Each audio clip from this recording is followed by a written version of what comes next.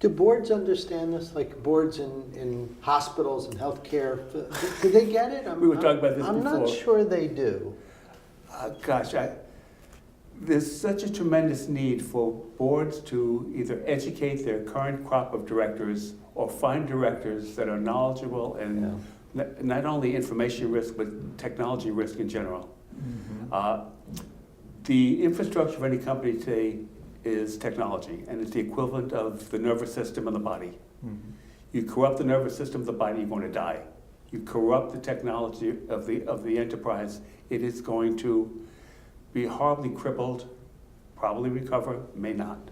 And the boards are just not aware of it. Yeah. There was a UK government did a survey of the largest UK publicly listed companies, and it was interesting because many of the board directors came. This was maybe 3-4 years ago, and the board directors came out with a modestly high level of confidence that their boards were handling these issues.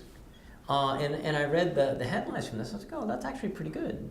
But then when you went in and you saw, well, how often do you get briefed on cyber risks? Yeah, once a year. How well do you think you understand your company's information assets and your risk exposures? Not very well. And when you actually got in, you found there was no basis for this confidence that they had.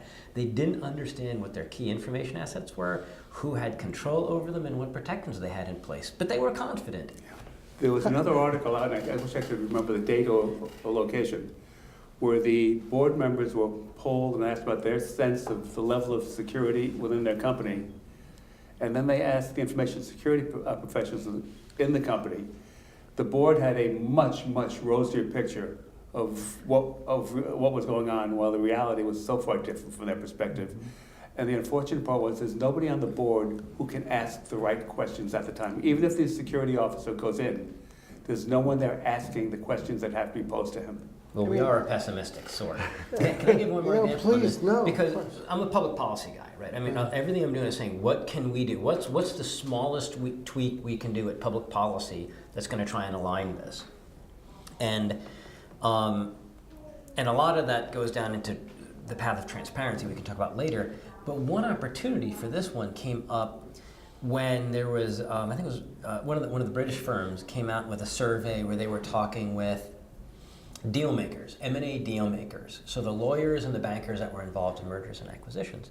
And they asked them, do you think cybersecurity should be important in your deal when you're doing the valuation and the due diligence to make sure the intellectual property hasn't walked out the door?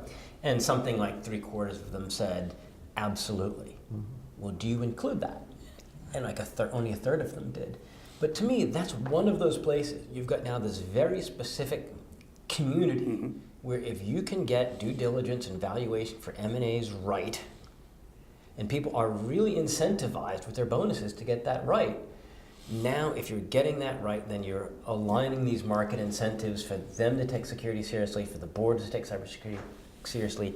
And so I love finding these little pathways where those two audiences, the lawyers and these M&A deal makers, if we can get that right, think of all of the other things that are going to go right. Interesting. Actually, this is really interesting example that I learned from the field, that one of our customers actually educated us by utilizing a monitoring and management technology for M&A prediction. So the whole discussion moved away from reactive and monitoring where we are right now to proactive. And they simulated the future security posture once they're going to go there. That's really fascinating. And it's really happening in more and more automated way. And talking about a wider impact of or a change that we see today, I think that there is a new or emerging position in organization, which is called the cyber risk officer. This title is not the cybersecurity guy, it's the cyber risk officer, who is the handshake between the technology world and the financial business world, is translating those complex landscapes of intelligence and security and posture and inherent risk and everything we talk about into what does it mean to me business-wise? Where should I invest? Mhm. How should I move forward? What will be the impact of penetrating? All the banks are moving into digital platforms. What will be the impact? In my case, by the way, we looked at a bank that simulated the move of the CRM to the cloud. And just by doing that, looking at, well, will it make a big difference risk-wise? And by the way, it didn't. So it was the first time that the security guys, hand in hand with the business guys, went to the regulator and asked for permission to go to the cloud.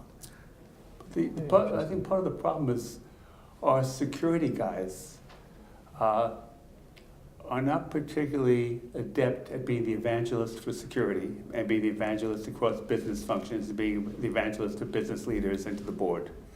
One of my podium stories is the CFO is in the elevator and the CEO gets on the elevator and it's hi Bill, hi John, and they go up 5 floors or 10 floors and have a very quick meaningful discussion on the financial state of the company. Same scenario, the CISO is on the elevator, the CEO comes on, the only thing the CISO wants to do is get off the elevator. and unfortunately, the two of them don't know each other. Right. I mean, he knows who the CEO is, he just wants to crawl and, hide in a corner. The CEO has no idea who this other person is, and there is no meaningful discussion.